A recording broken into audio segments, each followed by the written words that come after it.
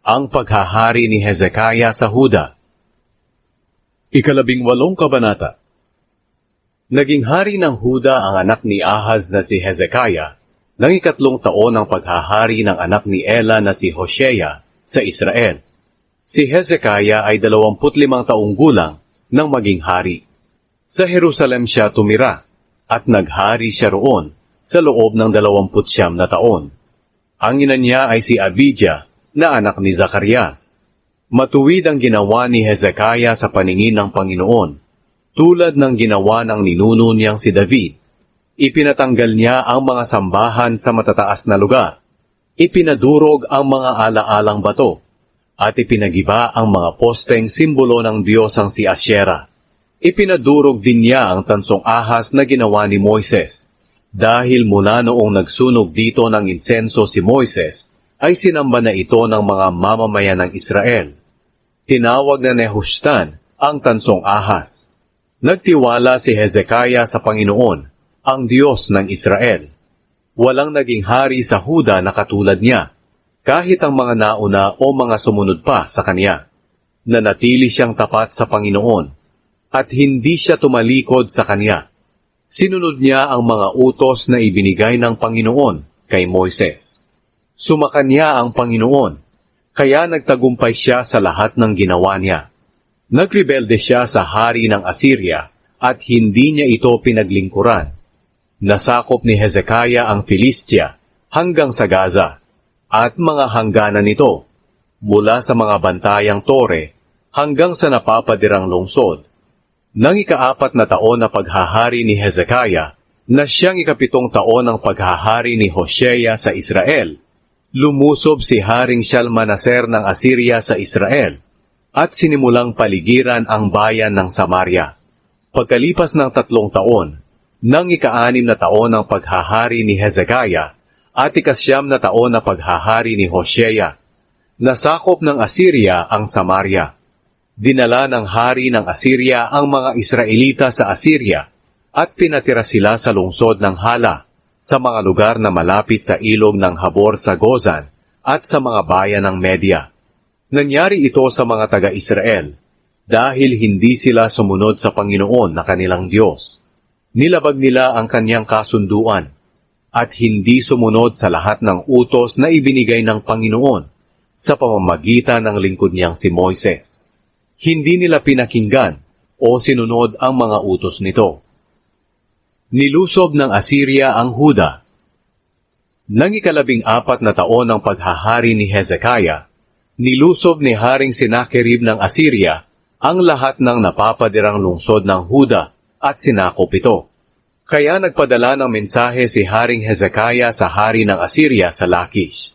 Nagkasala ako sa pagrerebelde ko sa iyo. Ibibigay ko ang kahit anong hihilingin mo. Basta umalis ka lang dito sa amin. Kaya pinagbayad ng hari ng Assyria si Haring Hezekiah ng mga 10 toneladang pilak at 1 toneladang ginto. Ibinigay ni Hezekiah ang lahat ng pilak na nasa templo ng Panginoon at ang nasa kabangyaman ng palasyo. Ipinatanggal ni Hezekiah pati na ang mga ginto na nakabalot sa mga pintuan at hamba ng templo ng Panginoon at ibinigay niyang lahat sa hari ng Assyria. Ipinadala ng hari ng Assyria ang pinuno ng mga commander, mga punong opisyal, at ang commander ng mga sundalo niya. Kasama nila ang napakaraming sundalo mula sa Lachish para harapin si Haring Hezekiah sa Jerusalem. Tumigil sila malapit sa may daluyan ng tubig na nasa itaas ng lugar na pinag-iimbakan ng tubig kung saan naglalaba ang mga tao. Ipinatawag nila si Haring Hezekiah.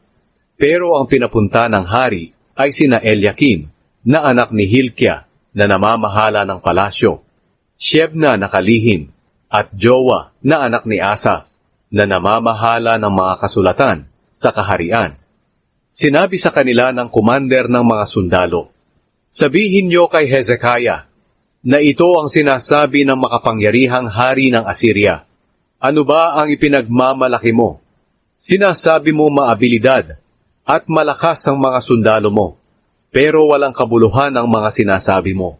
Sino ba ang ipinagmamalaki mo, at nagre-rebelde ka sa akin? Ang Ehipto ba?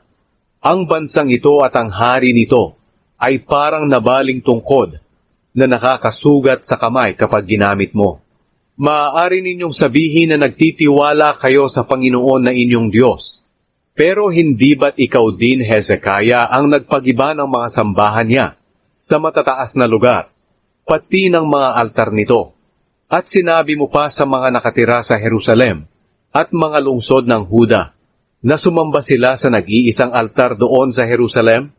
Ngayon, inaalok ka ng aking amo, ang hari ng Assyria. Bibigyan ka namin ng 2,000 kabayo, kung may 2,000 ka ring mga ngabayo. Hindi ka mananalo, kahit sa pinakamababang opisyal ng aking amo. Bakit? Umaasa ka lang naman sa Ehipto na bibigyan ka nito ng mga karwahe at mga ngabayo. Iniisip mo bang hindi ako inutusan ng Panginoon na pumunta rito? Ang Panginoon mismo ang nag-utos sa akin na lusubin at lipulin ang bansang ito. Sinabi ni na Eliakim, Shebna at Jowa sa komander ng mga sundalo, kausapin mo kami sa wikang Aramiko, dahil naiintindihan din namin ang wikang ito. Huwag mong gamitin ang wikang Hebreyo, dahil maririnig ka ng mga taong nasa mga pader ng lungsod. Pero sumagot ang komander, inutusan ako ng aking amo na ipaalam ang mga bagay na ito, hindi lang sa inyo at sa inyong hari, kundi sa lahat ng naninirahan sa Jerusalem. Magugutom at mauuhaw kayong lahat kapag nilusob namin kayo. Kaya kakainin ninyo ang inyong mga dumi at iinumin ninyo ang inyong mga ihi. Pagkatapos, tumayo ang komander at sumigaw sa wikang Hebreyo, pakinggan ninyo ang mensahe ng makapangyarihang hari ng Assyria. Ito ang sinabi niya, huwag kayong magpaloko kay Hezekiah. Hindi niya kayo maililigtas mula sa mga kamay ko. Huwag kayong maniwala sa kanya na magtiwala sa Panginoon. Kapag sinabi niya, tiyak na ililigtas tayo ng Panginoon, hindi ipapaubaya ang lungsod na ito sa kamay ng hari ng Assyria. Huwag kayong makinig kay Hezekiah. Ito ang ipinapasabi ng hari ng Assyria. Huwag na kayong lumaban sa akin. Sumuko na lang kayo.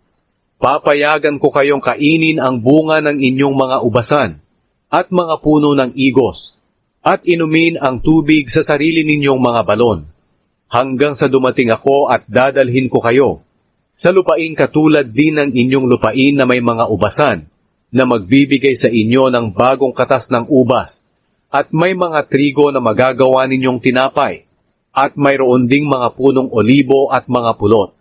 Piliin ninyo ang mabuhay kaysa ang mamatay. Huwag ninyong pakinggan si Hezekiah. Inililigaw lang niya kayo kapag sinasabi niyang, ililigtas tayo ng Panginoon. May mga Diyos ba sa ibang bansa na nailigtas ang kanilang bayan mula sa kamay ng hari ng Assyria? May nagawa ba ang mga Diyos ng Hamat, Arpad, Sepharvaim, Hena, at Iva? Nailigtas ba nila ang Samaria mula sa mga kamay ko? Alin sa mga Diyos ng mga bansang ito ang nakapagligtas sa kanilang bansa laban sa akin? Kaya papaano maililigtas ng Panginoon ang Jerusalem mula sa mga kamay ko?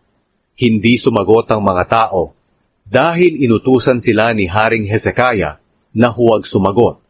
Pagkatapos, pinunit nina Eliakim, Shebna at Jowa ang damit nila sa sobrang kalungkutan. Bumalik sila kay Hezekiah at ipinaalam ang lahat ng sinabi ng komander ng mga sundalo.